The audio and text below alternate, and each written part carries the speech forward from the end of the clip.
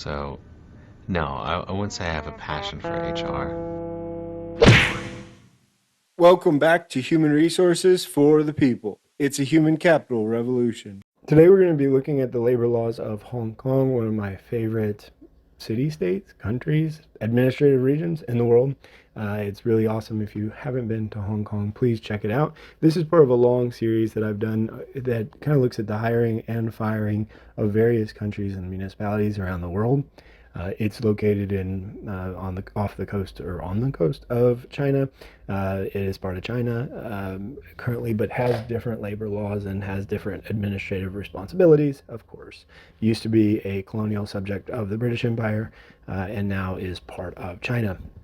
So you will see that colonial influence in the discussions today, I think, but it also has a very free market bent, and you'll also see that. So let's get started. The question is whether or not there's restrictions against background checks on applicants, and if it matters whether or not the employer does its own background checks or hires a third party. There are background checks are legal, but it's mostly centers around discrimination and data privacy in Hong Kong, and that's similar to most of Europe. Data privacy laws seem to be the key driver of things with respect to background checks throughout Western Europe, and I think it's kind of interesting. That's less of a concern in the United States, but still does exist. Of course, you can't unlawfully discriminate using a background check, and Hong Kong employers have to make sure that you're following the personal data ordinances. And only collecting information that's relevant to the suitability of the applicant. It's not really the same in the United States. There are no real rules federally. There are some state rules with respect to doing background checks. The interesting thing, and I'm curious if there are exceptions to it, but there's a rehabilitation of offenders ordinance in Hong Kong, and effectively, if it's been more than 3 years without another conviction, you can't have crimes held against you after 3 years, which is pretty interesting. I'm sure there are exceptions, for example, in banking. Of course, the United States has no limits on that, really, although it can result in an adverse impact discrimination depending on how you're applying these sort of rules. With respect to physicals and medical exams, their employers, of course, can request an applicant to take a medical exam. However, it has to directly relate to the inherent requirements of the job, and the employment is conditional upon the fulfillment of the medical examination, and the data is collected by means that are fair in the circumstances. These are all best practices in the United States, but are not required. The reason that they're best practices is it's really easy to run afoul of disability laws, among other things, if you aren't using a medical examination that directly relates to the job itself. Where it's very similar to the United States, there are no restrictions or prohibitions against drug and alcohol testing in Hong Kong, but it really should relate to the inherent requirements of the job, and that's where it's a little bit different. They don't have to really relate to the inherent requirements in the United States, but generally, employers can request an applicant to undertake drug and alcohol testing. Hong Kong has a lot of protected classes that are not allowed to be discriminated against. It cannot be discriminated against sex, race, skin color, descent, national or ethnic origin, disability, marital status, pregnancy, breastfeeding status, family status, or trade union membership.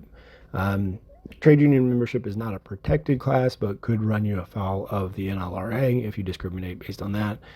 Family status is not covered federally, but is covered in some countries, or some states within the United States, and some municipalities. Specifically, I think Seattle has a caste prohibition against discrimination, and then pregnancy and breastfeeding status are one and the same. They are about to be effectively protected classes in many respects.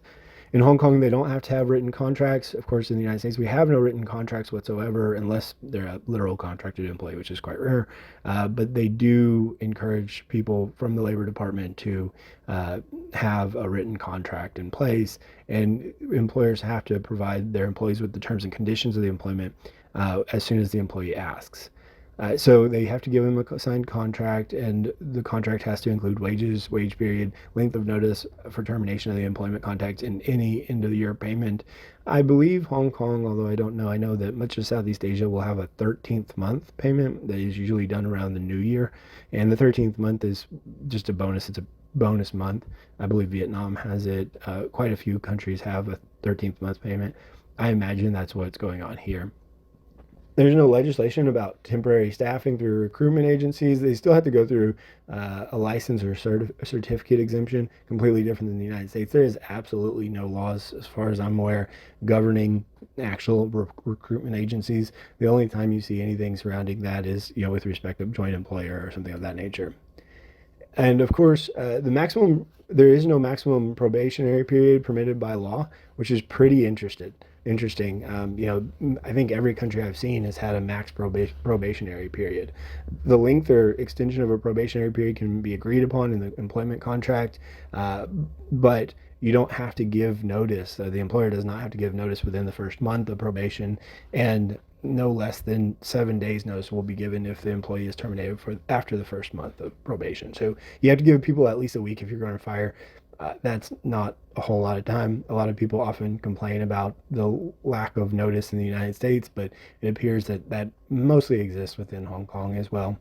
Let me know what you think about Hong Kong's laws. They seem to reflect the background of which it came, but it is an interesting sea of somewhat freedom compared to its surrounds. Like, share, and subscribe, and we'll see you on the next video. Bye, guys.